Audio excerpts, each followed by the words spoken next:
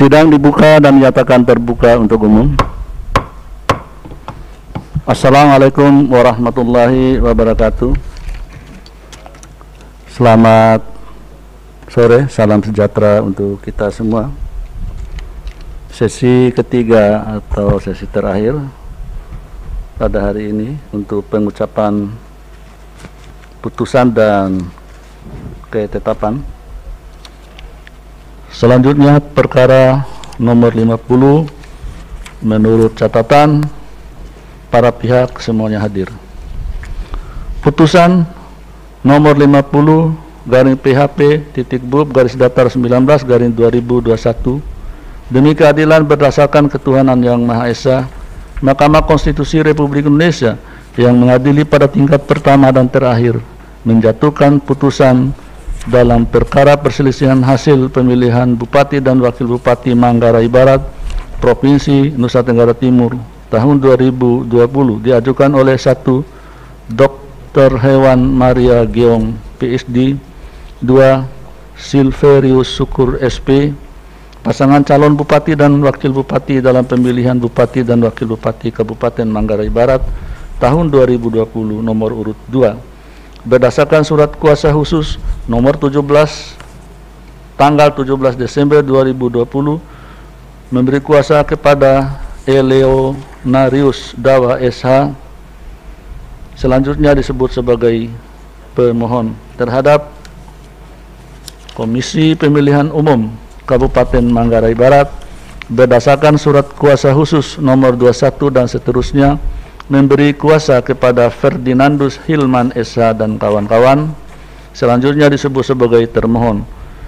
Berkenaan dengan permohonan tersebut, berikut ini: 1. Edistasius Endi SE, 2. Dr. Julianus Weng MKes, pasangan calon Bupati dan Wakil Bupati dalam pemilihan Bupati dan Wakil Bupati Kabupaten Manggarai Barat tahun 2020 nomor urut 3, berdasarkan surat kuasa khusus nomor 0013 dan seterusnya memberi kuasa kepada Hermawi Taslim SH dan kawan-kawan, selanjutnya disebut sebagai pihak terkait.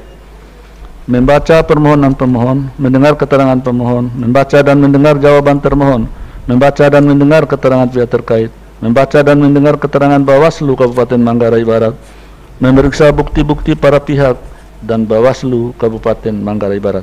Duduk perkara dan seterusnya dianggap dibacakan.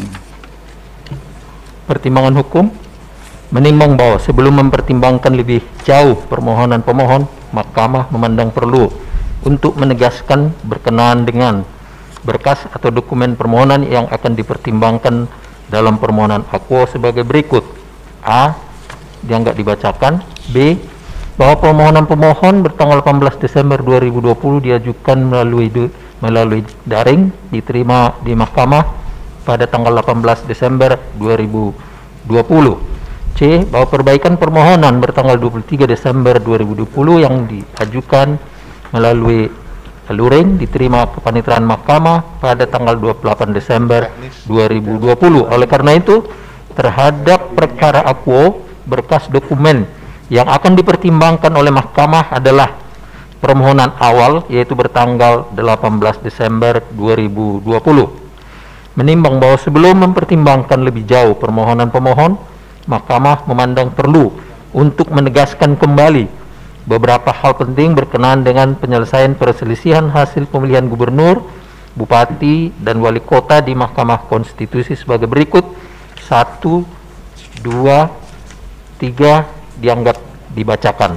4. Bahwa namun demikian, sehubungan dengan ketentuan pasal 158 Undang-Undang Nomor 10 Tahun 2016 berdasarkan putusan Mahkamah Konstitusi Nomor 14 bertanggal 3 April 2017 dan putusan Mahkamah Konstitusi Nomor 42 bertanggal 4 April 2017, putusan Mahkamah Konstitusi Nomor 50 bertanggal 3 April 2017 dan putusan Mahkamah Konstitusi Nomor 52 tahun 2017 bertanggal 26 April 2017, Mahkamah dapat menunda keberlakuan ketentuan pasal 158 Undang-Undang Nomor 10 2016 sepanjang memenuhi kondisi sebagaimana pertimbangan Mahkamah dalam putusan-putusan tersebut. Oleh karena itu, Mahkamah akan mempertimbangkan keberlakuan ketentuan pasal 158 Undang-Undang Nomor 10 2016 secara kasuistis.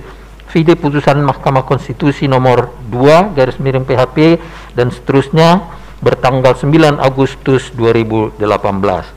Kewenangan Mahkamah dalam eksepsi menimbang bahwa sebelum Mahkamah mempertimbangkan lebih jauh kewenangan Mahkamah dalam mengadili permohonan aku, penting bagi Mahkamah untuk terlebih dahulu mempertimbangkan eksepsi termohon dan eksepsi pihak terkait berkenaan dengan kewenangan Mahkamah yang pada pokoknya menyatakan Mahkamah tidak berwenang mengadili permohonan aku. Terhadap eksepsi tersebut, setelah Mahkamah mencermati objek permohonan atau objektum litis dan petitum permohonan pemohon, ternyata yang dimohonkan oleh pemohon adalah permohonan pembatalan terhadap keputusan Komisi Pemilihan Umum Kabupaten Manggarai Barat nomor 127 dan seterusnya tentang penetapan rekapitulasi hasil penghitungan suara pemilihan Bupati dan Wakil Bupati Kabupaten Manggarai Barat tahun 2020 bertanggal 16 Desember 2020. Bahwa berdasarkan uraian pertimbangan tersebut di atas dengan merujuk pada ketentuan pasal 157 ayat 3 dan ayat 4 Undang-Undang Nomor 10 2016, maka Mahkamah berwenang mengadili permohonan akuo. Oleh karenanya, eksepsi termohon dan eksepsi pihak terkait berkenaan dengan kewenangan Mahkamah tidak beralasan menurut hukum. Tenggang waktu pengajuan permohonan dalam eksepsi menimbang bahwa sebelum Mahkamah mempertimbangkan kedudukan hukum dan pokok permohonan, Mahkamah terlebih dahulu mempertimbangkan eksepsi termohon dan pihak terkait yang menyatakan pengajuan permohonan oleh pemohon telah melewati tenggang waktu yang ditentukan. Paragraf 3.6, 3.6.1, 3.6.2 sampai dengan titik 3.6 dan 3.7 menimbang bahwa permohonan pemohon diajukan di kepaniteraan Mahkamah pada hari Jumat tanggal 18 Desember 2020 pukul 21.32 WIB berdasarkan akta pengajuan permohonan pemohon nomor 51 dan seterusnya, sehingga permohonan pemohon diajukan masih dalam tenggang waktu pengajuan permohonan. Dengan demikian, eksepsi termohon dan pihak terkait berkenaan dengan tenggang waktu pengajuan permohonan tidak beralasan menurut hukum. Kedudukan hukum pemohon dalam eksepsi menimbang bahwa sebelum Mahkamah mempertimbangkan lebih lanjut permohonan akuo berkenaan dengan eksepsi termohon dan eksepsi pihak terkait mengenai kedudukan hukum pemohon yang pada pokoknya menyatakan bahwa pemohon tidak memiliki kedudukan hukum untuk mengajukan permohonan karena tidak memenuhi ketentuan pasal 158 ayat 2 Undang-Undang 10 2016. Mahkamah terlebih dahulu akan mempertimbangkan kedudukan hukum pemohon sebagai berikut. Paragraf 3.9 dianggap dibacakan sampai dengan selanjutnya. Bahwa keputusan Komisi Pemilihan Umum Kabupaten Manggarai Barat nomor 90/PL dan seterusnya tentang penetapan pasangan calon peserta pemilihan Bupati dan Wakil Bupati Manggarai Barat tahun 2020 bertanggal 23 September 2020 menyatakan bahwa Dr. Hewan Maria Geong PSD dan Silverius Syukur SP adalah pasangan calon Bupati dan Wakil Bupati Manggarai Barat tahun 2020, serta keputusan Komisi Pemilihan Umum Kabupaten Manggarai Barat nomor 91/PL dan seterusnya tentang penetapan nomor urut dan daftar pasangan calon peserta pemilihan Bupati dan Wakil Bupati Kabupaten Manggarai Barat tahun 2020 bertanggal 24 September 2020 menyatakan bahwa Dr. Hewan Maria Geong PSD dan Silverius Syukur SP adalah pasangan calon Bupati dan Wakil Bupati Manggarai Barat tahun 2020 nomor urut 2. Bahwa berdasarkan pertimbangan di atas, pemohon adalah pasangan calon Bupati dan Wakil Bupati dalam pemilihan Bupati dan Wakil Bupati Manggarai Barat tahun 2020 dengan nomor urut 2. Menimbang bahwa berkenaan dengan pertanyaan berikutnya, pasal 158 ayat 2 Undang-Undang Nomor 10 2016 menyatakan sebagai berikut. Poin A, B, C, D dianggap dibacakan. Berdasarkan rekapitulasi hasil kedudukan semester 1 tahun 2020 yang disusun oleh Direktorat Jenderal Kependudukan dan Pencatatan Sipil Kementerian Dalam Negeri Republik Indonesia menyatakan jumlah penduduk di Kabupaten Manggarai Barat adalah 263.562 jiwa, sehingga perbedaan perolehan suara antara pemohon dengan pasangan calon peraih suara terbanyak untuk dapat mengajukan permohonan perselisihan hasil pemilihan bupati dan wakil bupati Manggarai Barat tahun 2020 adalah paling banyak sebesar 1,5% dari total suara sah hasil penghitungan suara tahap akhir yang ditetapkan oleh KPU Kabupaten Manggarai Barat. Dengan demikian, berdasarkan ketentuan pasal 158 ayat 2, jumlah perbedaan perolehan suara antara pemohon dengan pasangan calon peraih suara terbanyak adalah paling banyak 1,5% kali 135.521 suara sama dengan 2.033 suara, bahwa perolehan suara pemohon adalah 41.459 suara, sedangkan perolehan suara pihak terkait atau pasangan calon peraih suara terbanyak adalah 45.057 suara, sehingga selisih perolehan suara antara pemohon dan pihak terkait adalah 3.598 suara atau 2,65% atau lebih dari 2.033 suara, sehingga melebihi persentase sebagaimana dipersyaratkan dalam pasal 158 ayat 2 huruf B Undang-Undang Nomor 10 Tahun 2016. Menimbang bahwa untuk dapat menerobos ketentuan pasal 158 ayat 2 huruf B Undang-Undang 10 2016 tersebut, pemohon pada pokoknya mendalilkan telah terjadi pelanggaran administrasi dan pelanggaran lainnya yang terstruktur, sistematis dan masif atau TSM berupa: 1. Persoalan pendapatan, saya ulangi, persoalan penetapan daftar pemilih tetap atau DPT. 2. Pembukaan kotak suara di luar jam pleno. 3. Penggunaan suara pemilih yang sedang berada di luar daerah pemilihan. 4. Undangan memilih yang tidak disampaikan pada pemilih. 5. Tidak adanya sosialisasi tentang pemilih menggunakan KTP. 6. Adanya pemilih di bawah umur. Dan 7. Praktik politik uang. Untuk mendukung dalilnya tersebut, pemohon mengajukan bukti P1 sampai dengan bukti P85. Bahwa terhadap dalil pemohon tersebut, Mahkamah telah membaca dan mendengar jawaban termohon, keterangan pihak terkait, serta keterangan Bawaslu Kabupaten Manggarai Barat. Untuk mendukung jawaban dan keterangannya, termohon mengajukan bukti T1 sampai dengan bukti T62, pihak terkait mengajukan bukti PT1 sampai dengan bukti PT 589, dan Bawaslu Kabupaten Manggarai Barat mengajukan bukti PK1 sampai dengan bukti PK15.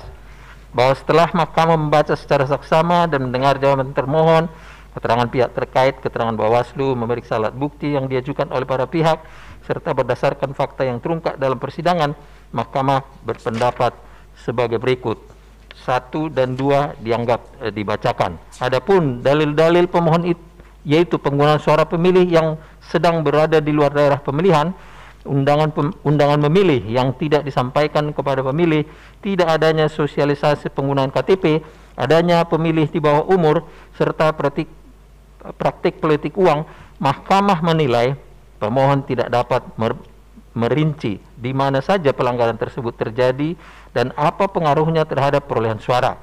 Selain itu, berdasarkan keterangan Bawaslu, tidak terdapat laporan-laporan yang menjadi catatan khusus yang harus ditindaklanjuti selama penyelenggaraan pemilihan bupati dan wakil bupati Kabupaten Manggarai Barat tahun 2020. Demikian pula terhadap dalil-dalil pemohon lainnya, oleh karena tidak relevan dan tidak dapat ditunjukkan keterkaitannya dengan perolehan suara hasil pemilihan yang dapat mempengaruhi penetapan calon terpilih, maka Mahkamah tidak mempertimbangkannya. Bahwa berdasarkan pertimbangan hukum mengenai pelanggaran di atas yang terkait dengan keterpenuhan ketentuan pasal 158 ayat 2 Undang-Undang Nomor 10 2016, Mahkamah tidak memiliki keyakinan bahwa dalil pemohon demikian berpengaruh pada keterpenuhan syarat pasal 158 ayat 2 Undang-Undang 10 2016 Akwo.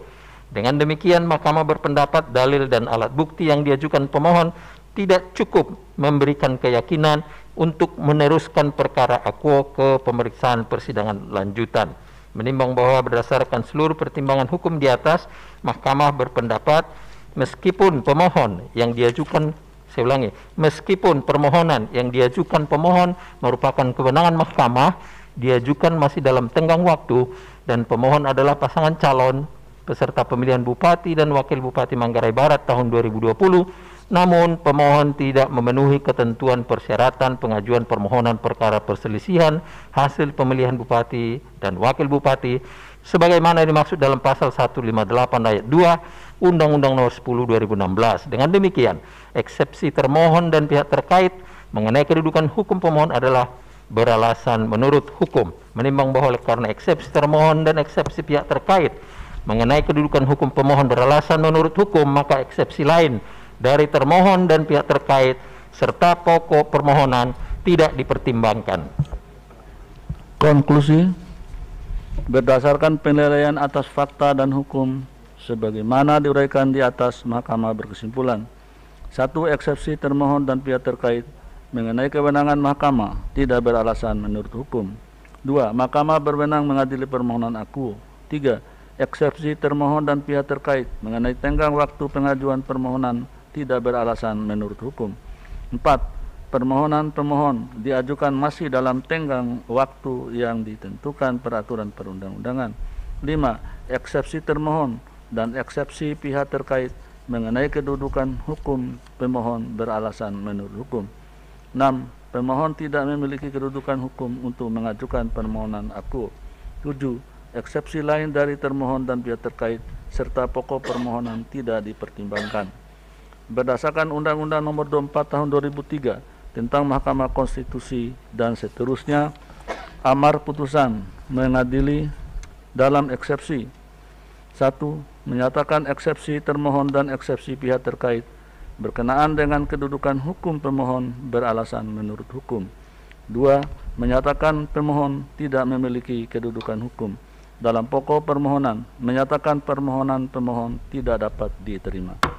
Demikian diputus dalam rapat permusyawaratan hakim oleh 9 hakim konstitusi, yaitu Anwar Usman selaku ketua, merangkap anggota Aswanto, Arif Hidayat, Manahan MP Sitompul, Saldi Isra, Wahiduddin Adams, Eni Nurbaningsi, Suhartoyo, dan Daniel Yusmik P. Foy, masing-masing sebagai anggota pada hari Rabu tanggal 10 bulan Februari tahun 2021, dan diucapkan dalam sidang pleno Mahkamah Konstitusi terbuka untuk umum pada hari Senin tanggal 15 bulan Februari tahun 2021, selesai diucapkan pada pukul 16:44 WIB oleh 9 hakim konstitusi tersebut di atas, dibantu oleh Jeffrey Porkonanta Tarigan sebagai panitera pengganti, dihadiri oleh pemohon atau kuasa hukumnya, termohon atau kuasa hukumnya, pihak terkait atau kuasa hukumnya, dan Bawaslu Kabupaten Manggarai Barat atau yang mewakili.